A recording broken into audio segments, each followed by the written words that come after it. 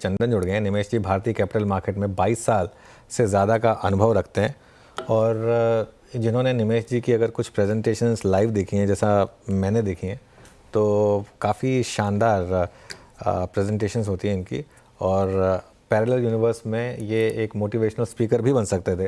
Nimesh ji good afternoon, thank you so much आज हमारे साथ जुड़ने के लिए। मार्केट में क्या करेक्शन खत्म हुई, वो जो शेकआउट की ज़रूरत थी क्या वो खत्म हुई या अभी भी it's too early to call that? Good afternoon Anuj, always good to be on your show. हमारा जो in terms of large cap जो अनुमान है कि जो करेक्शन होनी थी बिकॉज ऑफ फॉरेन सेलिंग या बिकॉज ऑफ जो सितंबर में जो आंकड़े आए थे, people were bit disappointed. I think वो अभी प्राइसेस में फैक्टर इन हो चुकी हैं।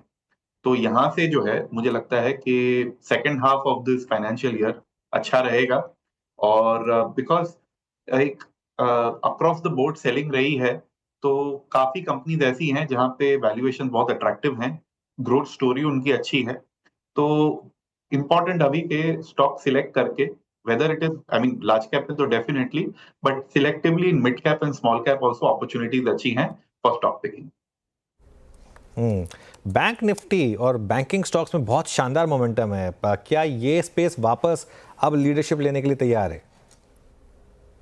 तो वैल्यूएशंस इस स्पेस में बहुत ही अट्रैक्टिव हैं। तो अपने ये जो प्राइवेट बैंक्स हैं, अपनी हिस्ट्री से जो वैल्यूएशंस पे ट्रेड कर रहे हैं आज, वो काफी डिस्काउंट पे हैं और उनकी जो आगे नेक्स्ट फ्यू इयर्स में ग्रोथ है उस हिसाब से भी वो डिस्काउंट पे ट्रेड कर रहे हैं।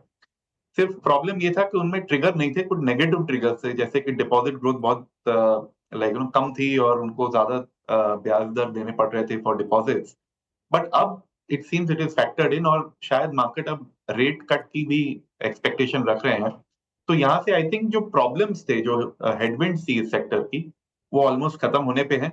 वैल्यूएशंस अट्रैक्टिव हैं और प्राइवेट बैंक स्पेशली बहुत ही अच्छी पोजीशन में है to for a good rally. अच्छा निमेश जी, ये जो जीडीपी के आंकड़ों से एक इम्प्रेशन मिला कि भाई अब सरकार एक मेजर आई थिंक पुश लेगी, अपने स्पेंस को बढ़ाएगी और माइट भी आरबीआई भी एक्ट करे, हालांकि वहाँ हमारे लिए चिंता का विषय है एक कि हमारा इन्फ्लेशन भी काफ़ी हाई है। ऐसे में एक निर्णय लेना कि हाँ ब्याज दरें काट देंगे आसान नहीं होगा। मीनवेल इस पूरी सिचुएशन में जब सरकार के पास ज़्यादा बेहतरीन विकल्प है और शायद वो करे भी, बड़े कदम उठाना, मेजर स्पेंस करना, आपका पिकिंग ऑर्डर कैपिटल गुड्स में क्या होगा? आपका व्यू इस वक्त सीमेंट पे क्या है, इंफ्रा कंपनियों पे क्या है इस वक्त, स्पेशली इस वक्त? तो वीरेंद्र, ये शायद एक यूनिक ईयर रहेगा जहां पे जून टू सितंबर का जो क्वार्टर, जुलाई टू सितंबर का जो क्वार्टर है, वो अक्टूबर टू दिसंबर के क्वार्टर से बहुत ही अलग रहे।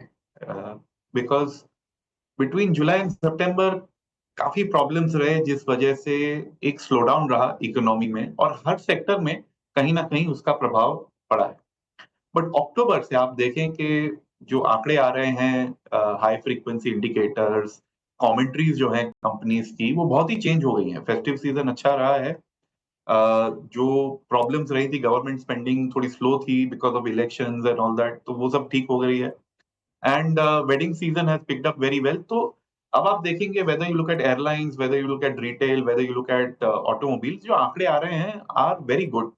तो मेरे हिसाब से from here on we will again see a better second half. हाँ, फुल ईयर के आंकड़ों पे ऑब्वियसली ये जो क्वार्टर है उसका इम्पैक्ट रहेगा, बट दैट डजंट मीन के इंडिया की जो लॉन्ग टर्म स्टोरी है उसमें कोई प्रॉब्लम आ गई है। तो and definitely areas like capital goods and cement, उनमें अभी भी ग्रोथ फेज अभी भी चल रहा है। तो स्पेशली सीमेंट में वी थिंक कि यहाँ से स्टॉक्स में काफी अच्छी रैली रहेगी। Many of them are placed attractively. कुछ जो लार्ज कंपनीज हैं उनमें भी अगर देखा जाए तो बहुत सालों से उनके जो प्राइसेस रहे हैं, सीमेंट प्राइसेस रहे हैं, वो इन्फ्लेशन से कम चेंज हुए हैं। तो यहाँ से अपॉर्चुनिटी भी है फॉर सम प्राइस इंक्रीजेस। तो इस हिसाब से ऐसा लगता है कि cement, capital goods, these are positive sectors and यहाँ से उनमें रैली अच्छी रहेगी। आई वुड ऑल्सो ऐड कि इवन कंजम्पशन सेक्टर्स, जहां पे गुड क्वालिटी कंपनीज जो अपना ग्रोथ रिज्यूम करेंगी, are available at very attractive valuation, तो वो भी देखना चाहिए। ओके, अच्छा रमेश जी, अभी थोड़ा दिन, अगर 10 दिन 15 दिन पीछे के प्राइस एक्शन को लें, जब महाराष्ट्र का मैंडेट आया था, बाजार ने एकाएक जून में जिससे मोह भंग हो गया था पीएसयूज, उसको लैच ऑन करना शुरू कर दिया, उसको पकड़ना शुरू कर दिया, उस पर कॉन्फिडेंस शुरू करना शुरू कर दिया। Again I mean that PSUs, railway PSUs, defence PSUs, और अभी भी स्क्रीन पे वो विजिबल है। आई मीन मैं आपसे बात जब कर रहा हूँ, बीएल 4 महीने के हाइस पे ट्रेड कर रहा है। ये स्पेस क्या चेज करने लायक है यहाँ से अब, या फिर एटलीस्ट वो लोग जो ट्रैप्ड हैं थोड़ा सा, वो ऐड कर सकते हैं क्या, जिसे हम बॉटम फिशिंग बोलते हैं? तो महाराष्ट्र के इलेक्शंस के बाद स्पेशली जो सेंटिमेंट है वो पीएसयूज के लिए डेफिनेटली पॉजिटिव हुआ। हाउएवर मैं ये भी कहूंगा कि पीएसयूज को एक ग्रुप में डाल के आप सारे पीएसयूज अच्छे हैं या बुरे हैं नहीं कह सकते। अ, हर पीएसयू का जो बिजनेस है उसे एनालाइज करके सिलेक्टिवली उनमें इन्वेस्ट करना चाहिए, क्योंकि वाइल सब पीएसयूज हैं एज अ कैटेगरी, बट इनके बिजनेस अलग अलग हैं। कुछ रेलवेज में हैं, कुछ मेटल्स में हैं, कुछ पावर सेक्टर में हैं। नाउ ब्रॉडली जो है इन कंपनीज में लास्ट ईयर काफी अच्छी रैली रही। काफी स्टॉक्स जो ऐसे लेवल पे आ गए थे जहां पे वैल्यूएशन बहुत हाई थी, और वहां से उन्होंने करेक्शन लिया है। यहाँ पे सिलेक्टिवली देख सकते हैं। मैं ये नहीं कहूंगा कि सारे पीएसयूज इस लेवल पे अट्रैक्टिव है। जी सर, आपने पीएसयू सेक्टर की बात की। अब मैं आपका रुख एफएमसीजी सेक्टर की तरफ करना चाहूँगी। लास्ट क्वार्टर रिजल्ट जो है वो वीक रही थे, और आज की भी बात करें तो एफएमसीजी इंडेक्स पर डेंट पड़ता दिखा आईटीसी की वजह से ऑब्वियसली। आइए इस पूरे पॉकेट को कैसे देख रहे हैं आप? कोई स्टॉक्स जो आपको आईटीसी में अच्छे लगते हैं, या फिर अभी यहाँ पे बाइंग की सलाह रहेगी? तो लास्ट क्वार्टर इस सेक्टर का काफी डिसअपॉइंटिंग रहा। जो आंकड़े आए वो ऑब्वियसली बाजार ने एक्सपेक्ट नहीं किए थे, और उस वजह से इनमें शार्प करेक्शन रही थी। काफी कंपनीज में वॉल्यूम ग्रोथ भी थोड़ा स्लो रहा। बट जैसा मैंने कहा कि लास्ट क्वार्टर पूरी इकोनॉमी के लिए थोड़ा सा एक अनयूजुअल क्वार्टर था, और उसमें जो प्रॉब्लम्स थी वो अभी इस क्वार्टर में सॉल्व हो रही हैं। तो देखना होगा कि इस क्वार्टर में, जो अक्टूबर टू दिसंबर क्वार्टर में, क्या रिकवरी आती है। इसमें भी एफएमसीजी में भी जो वैल्यूएशंस हैं कंपनीज के, अब उनके हिस्टोरिकल लेवल से बहुत ही अट्रैक्टिव लेवल पे हैं। चूज उन कंपनीज को करना होगा जो वॉल्यूम ग्रोथ अपना वापस एक्सेलरेट कर सकें, और जिनकी जो कॉम्पिटिटिव पोजीशनिंग है, जिनका प्राइसिंग पावर जो है वो अच्छा है। तो अगेन वेरी अट्रैक्टिव वैल्यूएशन में, but selective in terms of growth. Nimesh ji, एक चीज़ जो मार्केट में इस रैली में सबसे आगे रही है वो है मार्केट इंफ्रास्ट्रक्चर से रिलेटेड स्टॉक्स, चाहे वो एक्सचेंजेस हों, चाहे वो ब्रोकर्स हों, एएमसीज हों, डिपॉजिटरीज हों। आपके पोर्टफोलियो में है क्या इनमें से कुछ स्टॉक्स? तो कुछ स्टॉक्स मार्केट इंफ्रास्ट्रक्चर के हैं हमारे पास। एक्सचेंजेस नहीं है, तो I can at least share that with you कि कुछ चेंजेस जो डेरिवेटिव्स में आ रहे हैं, और जो गवर्नमेंट और सेबी का इसमें थोड़ा कंसर्न रहा है कि एफएनओ में लोगों के लॉसेस काफी हो रहे हैं। तो एक्सचेंजेस से हम थोड़े से दूर हैं, बट बाकी जो म्यूचुअल फंड रिलेटेड या जनरल इन्वेस्टमेंट रिलेटेड कंपनीज हैं उसमें हम इन्वेस्टेड हैं। और ये स्ट्रक्चरल स्टोरी है इंडिया के लिए। We have just started this journey in many areas like mutual funds and all.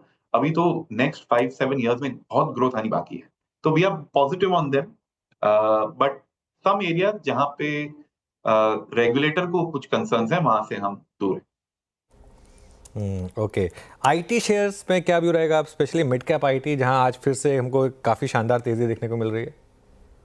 तो आईटी ओवरऑल सिनेरियो जो है, इट सीम्स के नेक्स्ट ईयर अच्छा रहेगा, बिकॉज जो की इकोनॉमीज हैं उनके majority of the clients are in US and Europe, और वहां पे कुछ रिकवरी की एक्सपेक्टेशंस हैं।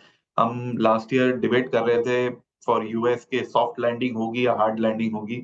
अब जिस हिसाब से प्रेसिडेंट ट्रम्प के जो प्लान्स हैं, ऐसा लग रहा है कोई लैंडिंग नहीं होगी, ग्रोथ चलता रहेगा। तो इस वजह से जो नेक्स्ट ईयर का आउटलुक जो है आईटी कंपनीज के लिए वो पॉजिटिव हो गया है। हाउएवर इस सेक्टर में लार्ज कैप्स थोड़े अट्रैक्टिवली प्लेस्ड हैं because of valuation. Mid caps और स्मॉल कैप्स में काफी रैली आ गई है, और उनके वैल्यूएशंस भी काफी ऊपर चले गए हैं।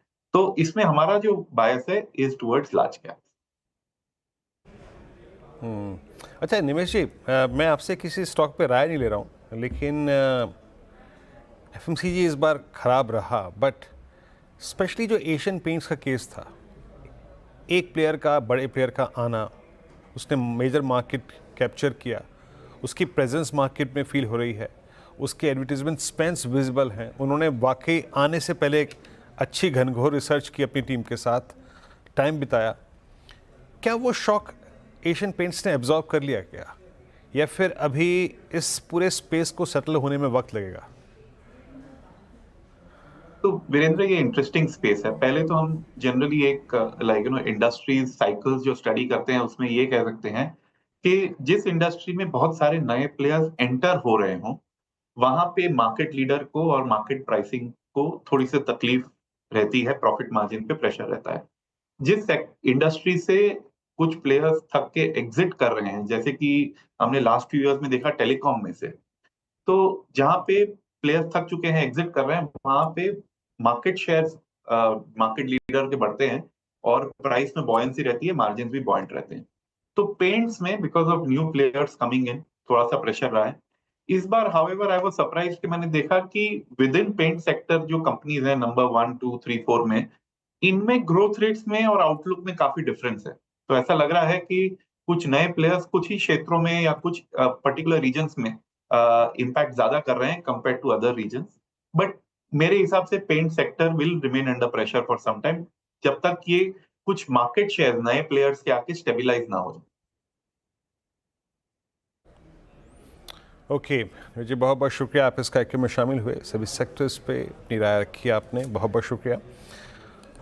चलिए अभी काम करते हैं, आते हैं इंडस्ट्रीज पे। अनुज शानदार क्लोज की तरफ बढ़ रहे हैं।